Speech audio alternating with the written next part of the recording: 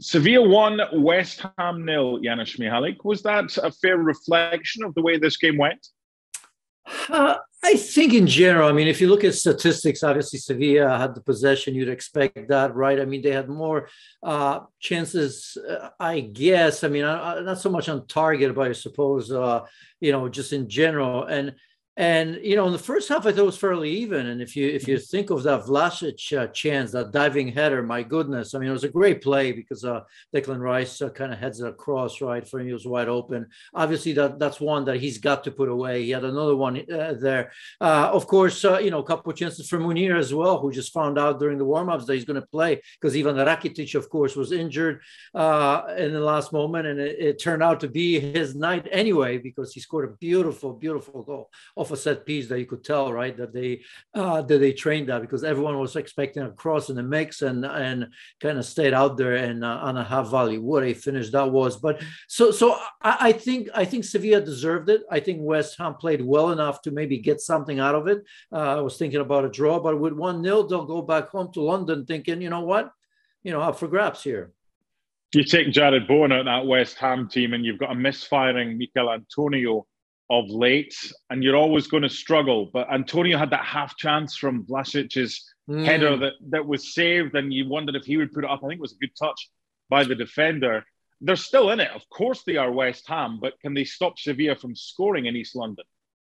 Well, yeah, that's going to be an issue, right? Because I think, in a way, I mean, Sevilla, I think it's going to be play even freer away from home, right? They'll be the ones probably playing on the counter, which is problematic. You've mentioned Jared Bowen. Of course, he's such an important piece of West Ham as well. But, I mean, if you look at on the other side, no Papu Gomez, no Diego Carlos in the center of defense, no Fernando in the center of the midfield. If you look at down that spine, Papu Gomez, not necessarily, central forward, but one that is a great option as well. So if you look at the players that were missing, you could make a big case that Sevilla were greatly affected or more affected by that as well. So yes, I think this is going to be one.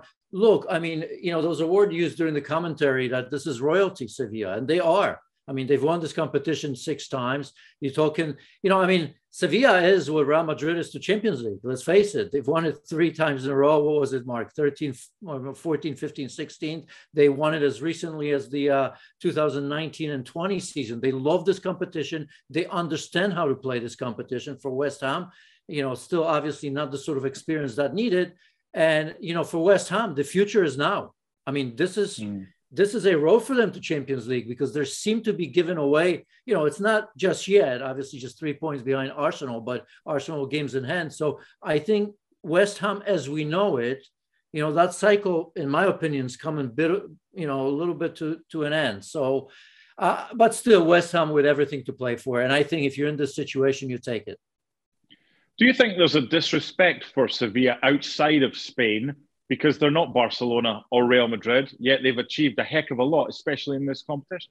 I hope not amongst the normal people. When I say normal, obviously, you know what I mean by that. I think everybody that loves football understands it, as I just mentioned.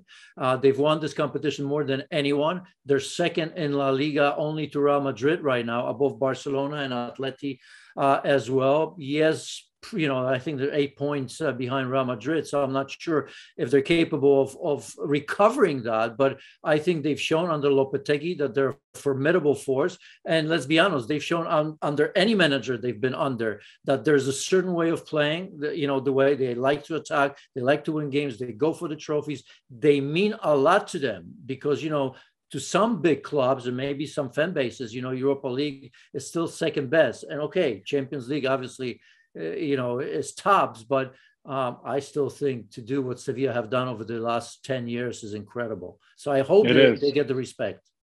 Yeah, finally, West Ham, second leg. It's going to be some atmosphere at the Olympic Stadium for that one. What about tactics for West Ham? Because they don't need to go and attack right from kickoff. They can play the patience game, can't they? Absolutely. And I think that's going to be the key, not to get too excited about that, because as I've mentioned, Sevilla, they've got quickness, they've got pace, they feel comfortable playing in possession, which they like. I mean, I suspect there's going to be plenty of times in that game where Sevilla will want to possess the ball. That's what they do, right?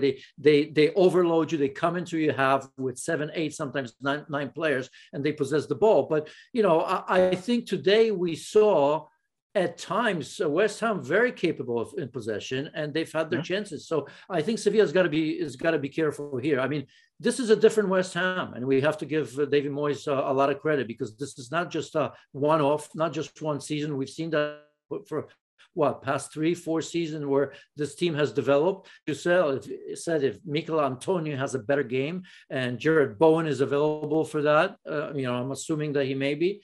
This team is very much capable of causing problems, but I think it needs to be at first a careful approach. It's only 1-0. You don't need to go at it from the beginning, because, you know, you have to recover 2 or 3 goals. It's Sevilla that wins the first leg at the Sanchez Pizjuan. The second leg should be fantastic in 7 days' time. Thanks so much for watching ESPN on YouTube. And for more sports highlights and analysis, be sure to download the ESPN app. And for premium content and live streaming, subscribe to ESPN Plus.